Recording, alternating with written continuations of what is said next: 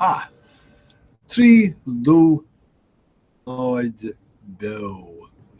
Dí réibe bríon an seo go léamh na nóíochta don luan an 4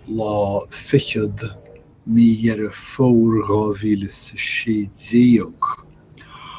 Bainnean mór fictiúir an leathannaí tosaí leis tSín agus pictiúr suntasacha tán amachchas amach. Ar nó tógtar na pictiúrí seo le gúsáid an dearcha an tain dearcha bháin agus níachtar ceir tá tíobh hir den cheamara ná cad táir gáithíomh an cheamara ach rud suntasach amachchas amach tá mar sin féin. Mar Gaineamhlach atá clúdathe leis na mucha gaineamh seo. Díreach mar a bheicá sa Sahara agus I lár an gaineamhlí is chosúil ó dhearcha an fictiúid tá fedim, well, níl sagam cheart fedim a chuirtear ach tá cuman na fedime pictiúr ó Eitleán ó Ladroin atá agan an searnú. Ach ní léidir éachar cinn chuí an bheatach aine marchtail an sin.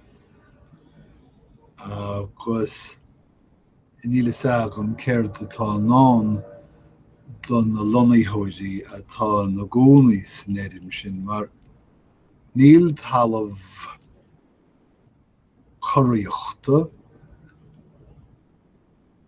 le feiceáil in éanáid tá cúpla crán sa ghainneamh sin I méid.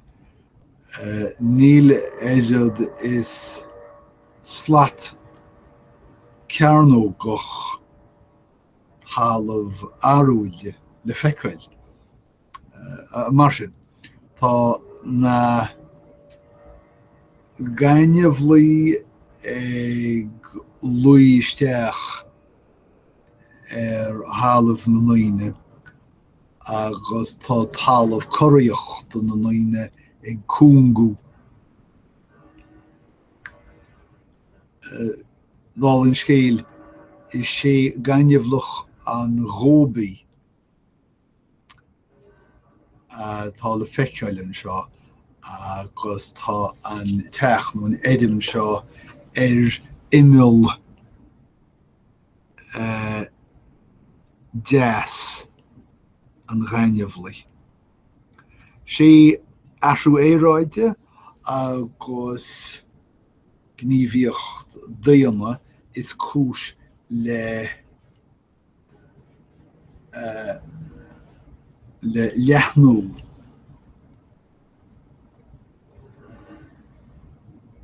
na Gaineamhlach sa tSín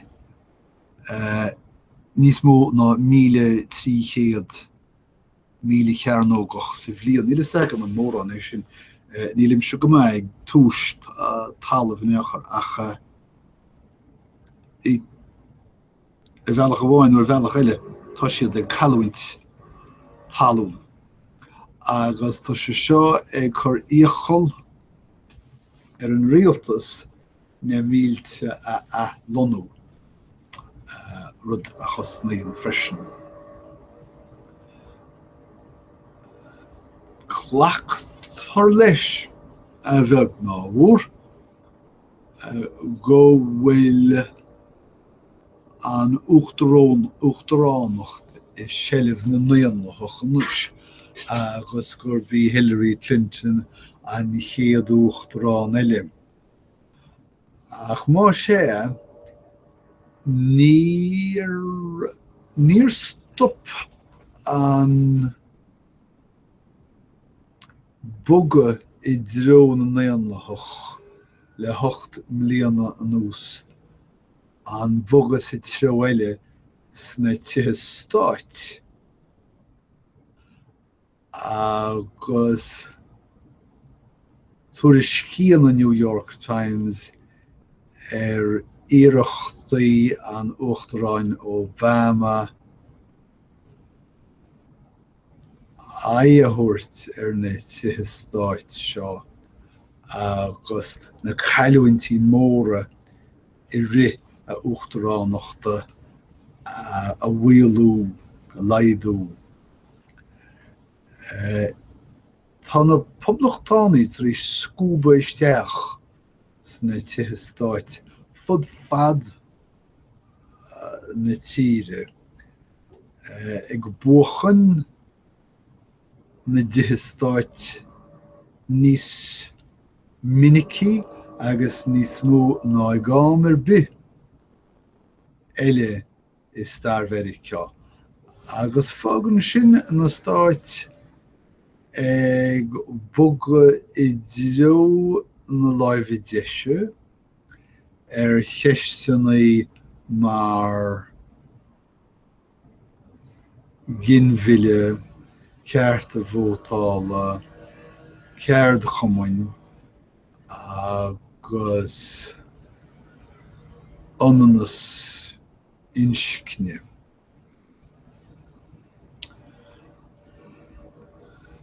Suirt sa scéal céanna tuairiscíonn New York Times an léinneamh go bhfuil Hillary Clinton ag tuairteáil an sléimhse iarthóchain. Bhreathann sí hena féin go bhfuil an tóchan buaite aice. Tá sí ag gimpeí cibé vótóirí atá ná dhéanamh vótáil go luath. Agus os rud é go bhfuil sí chomh fadach an cinn sna pobal bhreithne, tá sí ag díriú a cuachta hacaíocht a thuairt do Ghaonlathaigh eile go háirithe siúd tá ag seasamh do theach na nionadaithe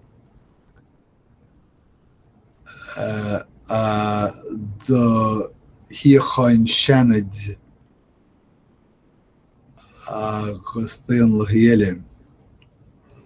Tá sí ag gníomhú go teantáiseach chun leas a bhaint as buntáiste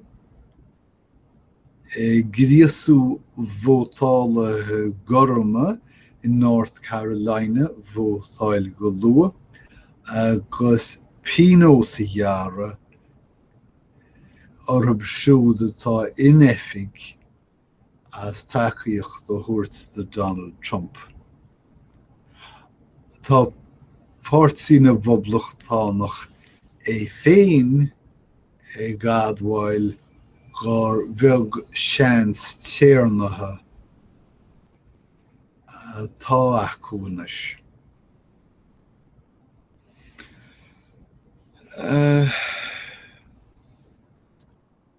Ní raibh na Stáiteanna tuthe nuair a brisú monoplocht AT&T.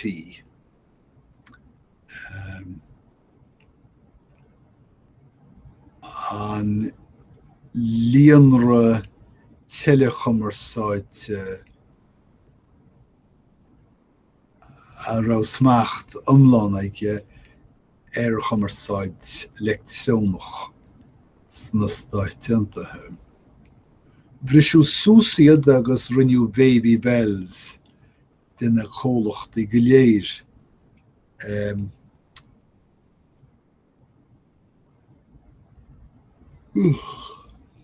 Tá córba sa chuid AT&T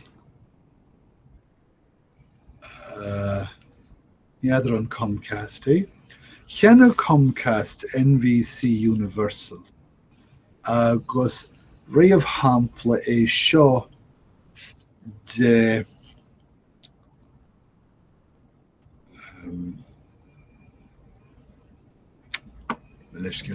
Can brean oer de cinn sa bhuclair. Rud atá dechar gan an riomhre bheith plugáiltí isteach.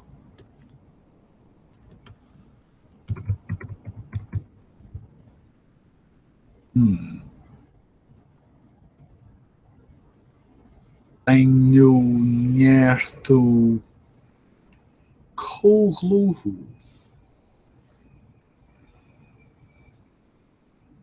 Cóglúthú.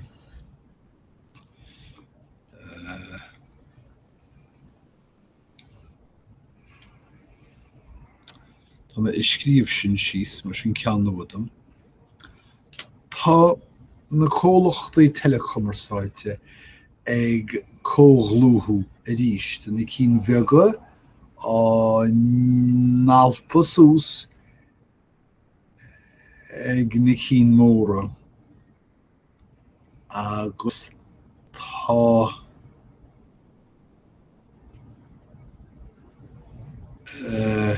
ó sé AT&T. Well, tá AT&T fós an ar nó.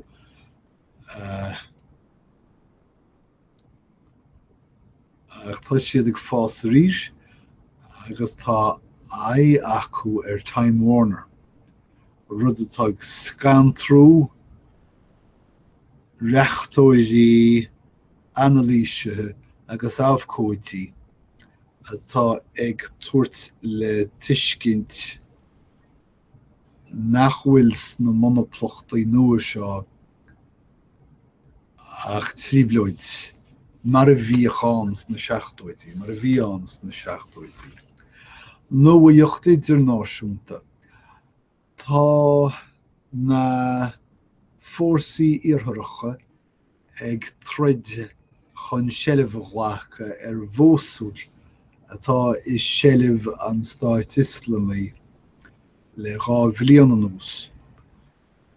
Ach mar sé tá ainias agus imreas ar Súil idir na cóghúilethe I dtaobh céard bhcearta dhéanamh. Tá an Tuirc ag satailt ar chosan na híráice sa chuimhlint seo. Agus ar na úfaitis ar breiv na Cordíní dearhain. Agus tá an díspóid seo, an chuimhlint seo idir an Íráice agus an Turc. Ag teacht chun solas mar seosráite geofolitiúil dramatúil sa chuga. Ní léonra duile le rátha an faoi sin. Tá gan tharlaíonn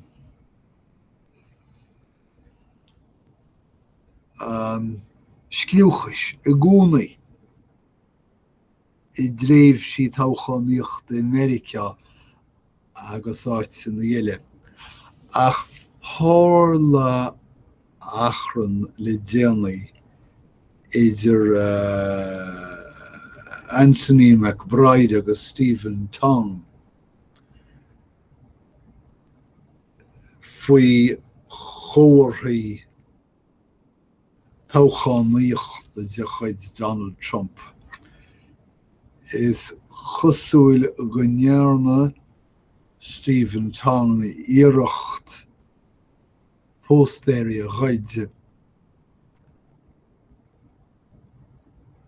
rud a haring ard fisiciúil Anthony McBride tharla achran Cashmirt trid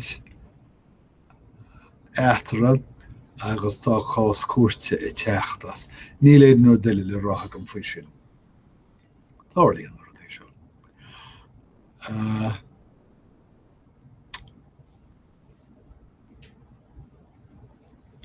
An rúis agus an teoirse.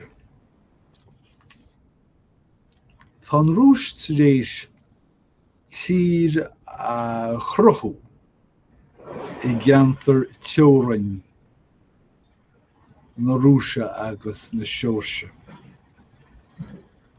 Chun talamh na seoirse a ghláma. Tá an rúis ag sleanmhisteach sa teoirse go máil ré le cleasanna cliste teoranna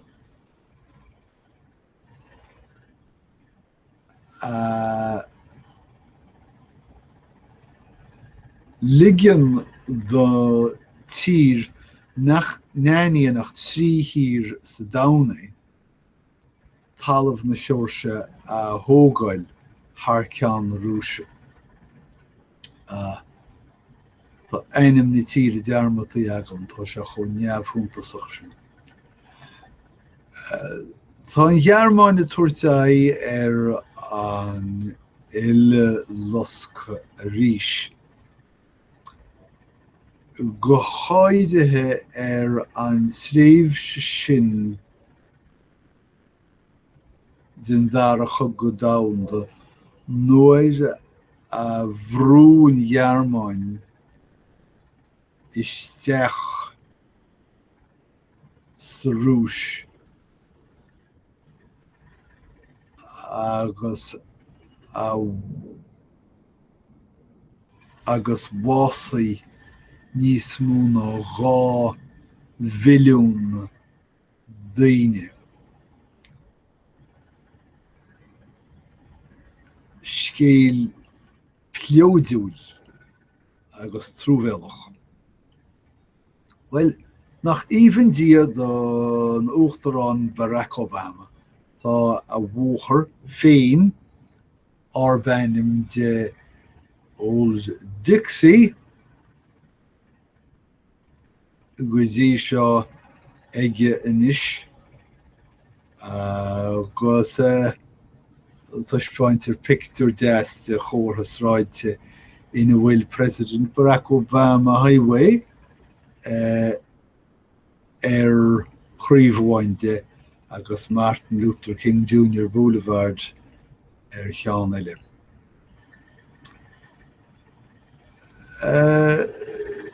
Ní rós agam mar ní bhreanlaím ar heileadh fís chábla achas cosúil nach bhfuil Keith Olbermann an telefís níos mó. Bhí sé ar MSNBC sílim ach is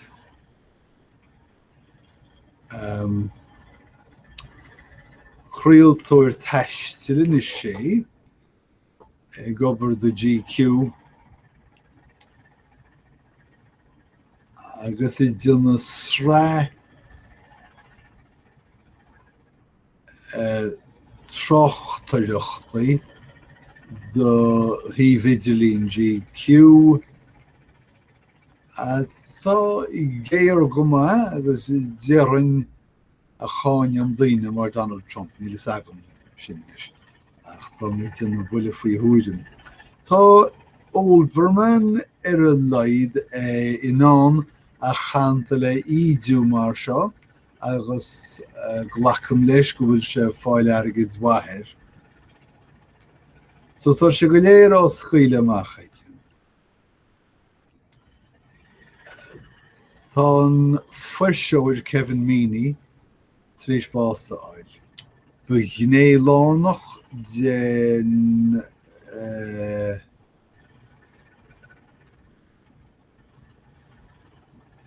ceorcuid stócha tá gúsáid sa gaistrú díreach an bhéil ar nóach éiríonn ceorcuid bealach na bhuirseoirí béidir. Bhí sé 60 bliana d'aois agus ba chuid lárnach dá chorchaige ná óige a há agus Meiriceá a sciúra agus a feama.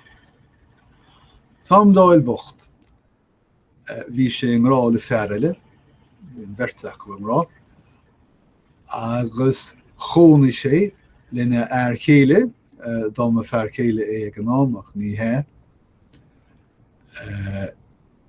le feitsiocha bliana, ní hé, chuige bliana. Ach fuair a fart néir bás, chéile, bás, rá bhíon hin. Solarráisi den an pósta is dócha, agus dá réir sin, tá sé tí an teach a chalúint do wintir chéile. Níl is agam cé mar tá $6 ach tá.